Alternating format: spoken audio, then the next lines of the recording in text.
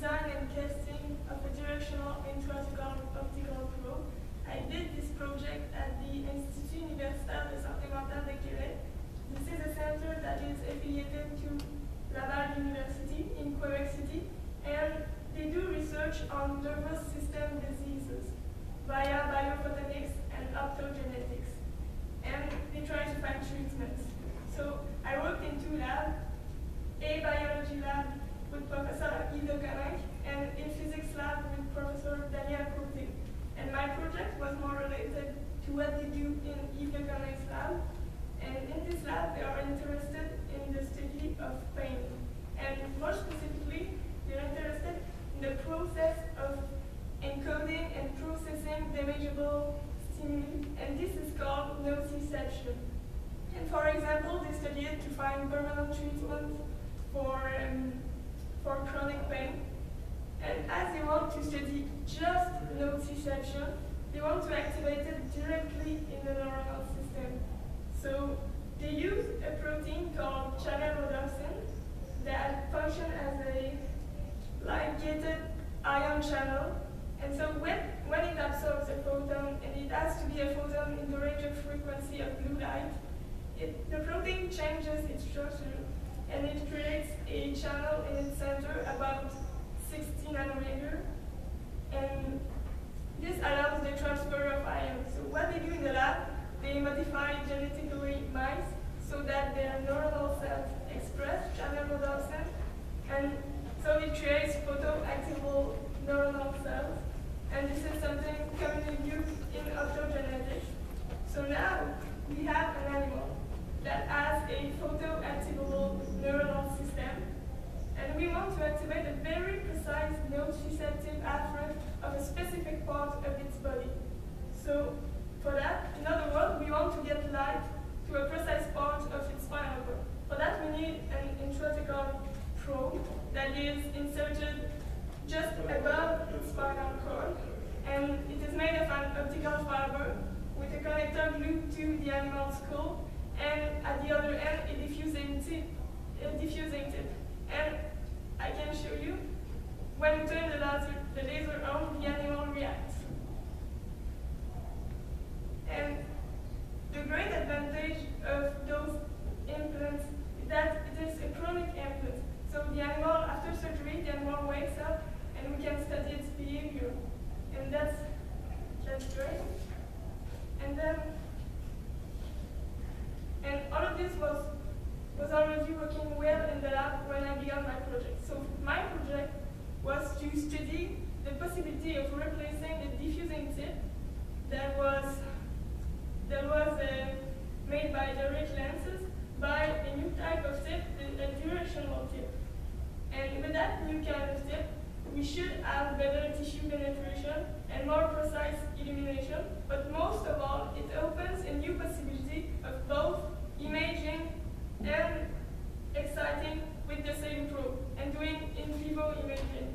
And we also expected some problems to occur with those probes, such as damaging the spinal cord during insertion, because this tip is sharper than the diffusing tip.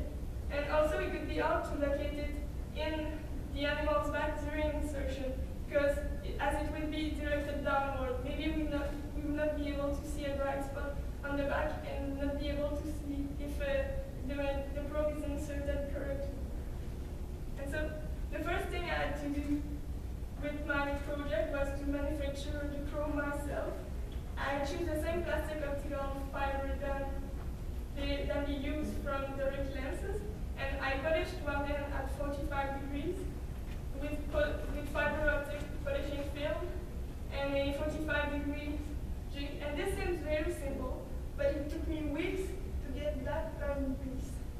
And this is a fiber optic ferrule, and I needed it to prevent the fiber from moving during polishing.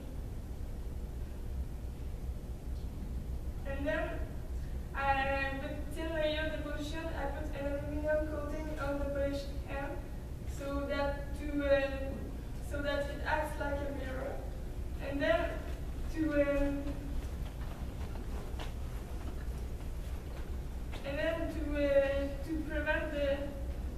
prevent the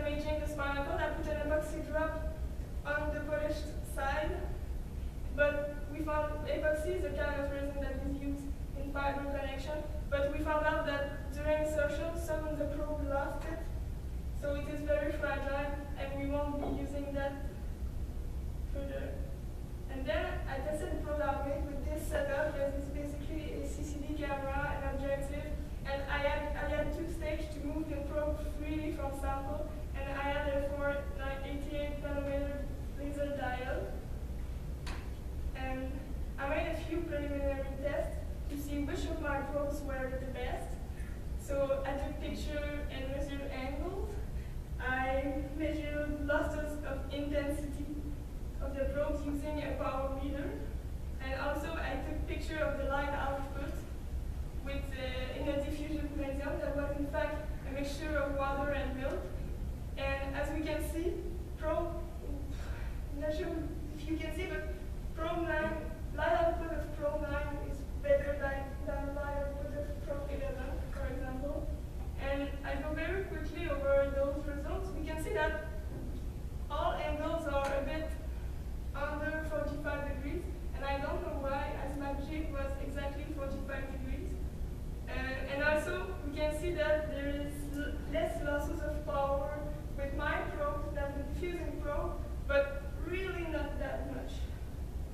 So then I choose 3 probes to do further tests, and then I wanted to do some tests of diffusion in animal neuronal tissue because it has various particular diffusion properties with their layers of different matter. So I used a section of 5 millimeter long, a fixed trap lumbar spinal cord in a phosphate medium, and I put the probe on the side of the cord and I imaged it up. The first test I did, I wanted to see light penetration in tissue. So I took pictures while illuminating, and I expected the directional probe to perform better than the diffusing. And they did, actually. And the pulse we were interested in with the nociception is from 0 to about 400 micrometer. So we can see that this is the part where they perform better. And the blue curve is the diffusing probe. And also the intensity is in arbitrary units, but as it is for comparison, it's okay. And then I did another test with the same setup. This time I moved the probe along the cord, and I took a picture at each step, like this. And I analyzed the same part of the picture, and what I wanted to see is if I could get a more precise illumination with the directional probe. So I expected the luminosity to decrease more rapidly with directional. But as you can see, there is not much we can get from those results. Again, the blue curve is the diffusing probe, and maybe that's because spinal cord is too diffusive to see a difference, but we can get